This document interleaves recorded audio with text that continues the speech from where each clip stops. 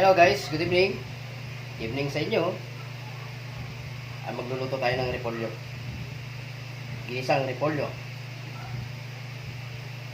Actually, kinikilaw ko naman ito. Magigisa tayo ng repolyo guys. Yan. Magandang gabi sa inyong lahat.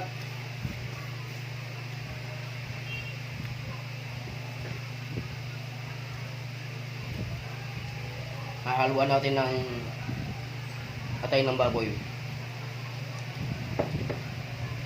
Tsaka yung karne ng baboy. Ayan. Para hindi naman siya purong repolyo. So, papakita ko sa inyo. Kung hindi ka pa nakasubscribe, nakapalo, mag-follow ka na.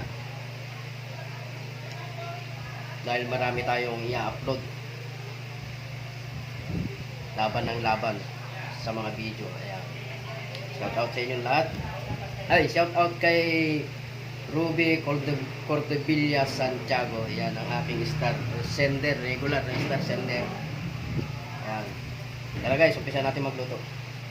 So, yan ang aking may wagang kawali. Mainit na pala oh. Mapatakan natin ng mantika. Laglagan natin ng mantika to guys. Yan, kunti lang. Uunahin ko na itong atay ng baboy. Patakan ko ng konting toyo.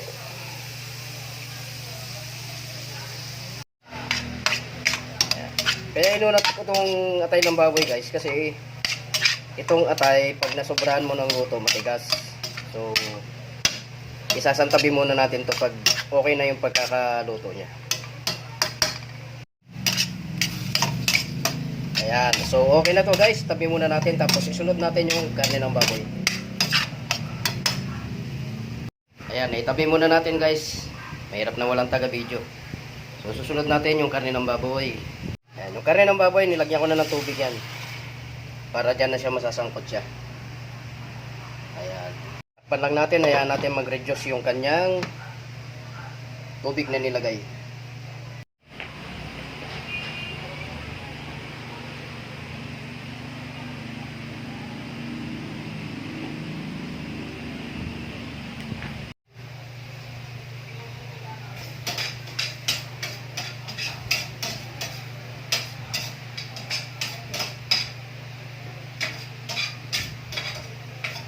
Luto-luto lang tayo pag may time tayo magluto.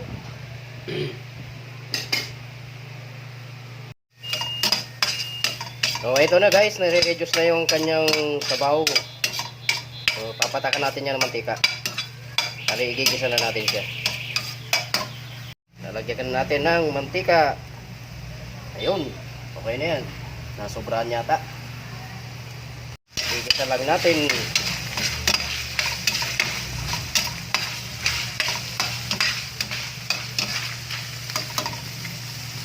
Lalaglag ko ang ating bawang, ang garlic, pampabango ng ulam, ang bawang. Sabay na natin tong sibuyas na puti. Puti ang ginamit ko kasi medyo mas malasa yung puti. Ayan. Patuloy lang tayo sa paghahalo para tumarap ang ating ulam. Gulay-gulay naman tayo guys. Pero may halong karne. Sama-sama together. Laglagan to guys ng oyster sauce.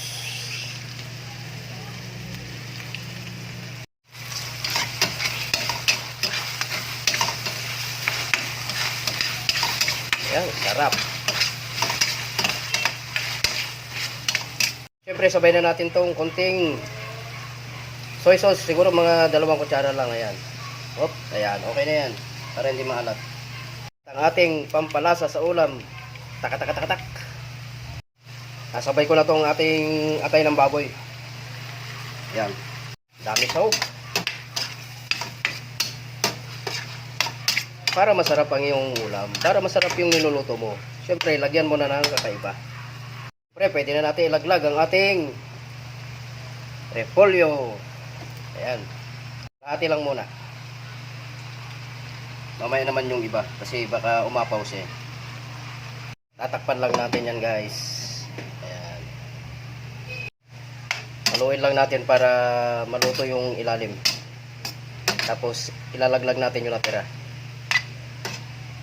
Ayan, pwede na natin ilaglag yung natira guys. Kasi marami pag pinagsabay-sabay natin.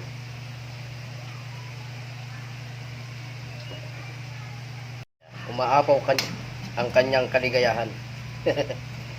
Ayan. Takpan lang natin ulit. Haluin natin ulit guys. Hindi natin lalagyan ng sabaw yan.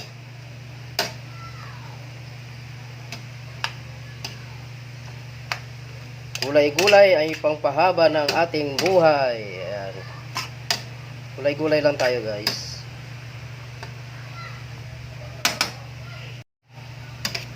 Halo lang ng halo hanggang mapantay ang kanyang pagkakaluto.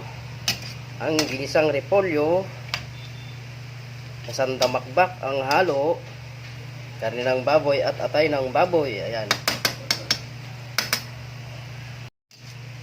Ayan.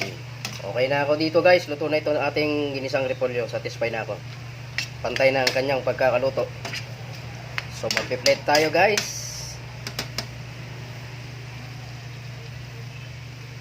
Ayan no.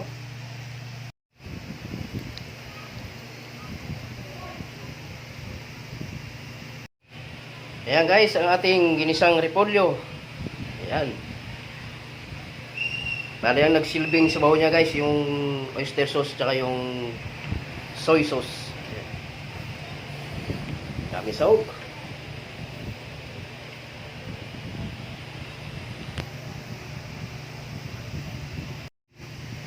Yan ang ating menu for tonight.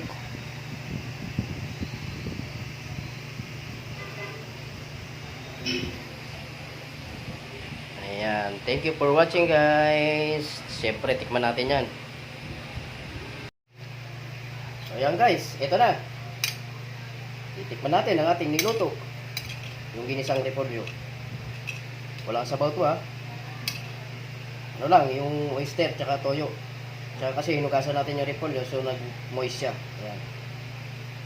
Sarap.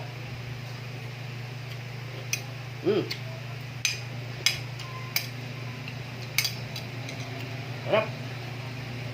Yung atay ng baboy, sakto lang, hindi siya matigas.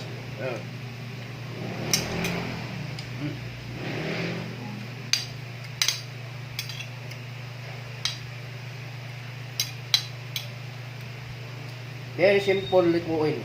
Simple lang guys. Repolyo lang to, nilagyan lang natin ng twist. Inaluan natin ng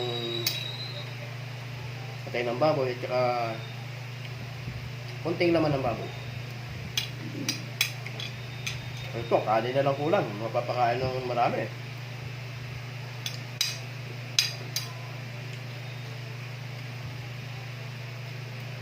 Ayun,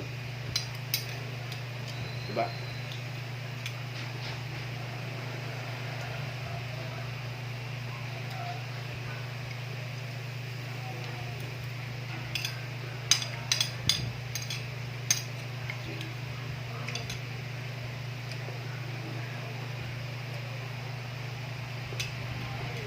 Masarap kumain pag masarap yung pagkakaluto mo. Tapos, mainit-init pa.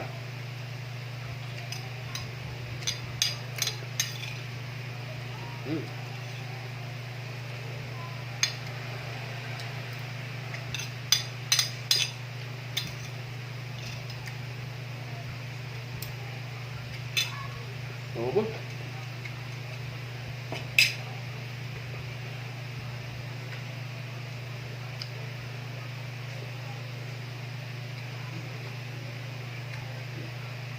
Ayan guys, maraming salamat sa inyong panonood.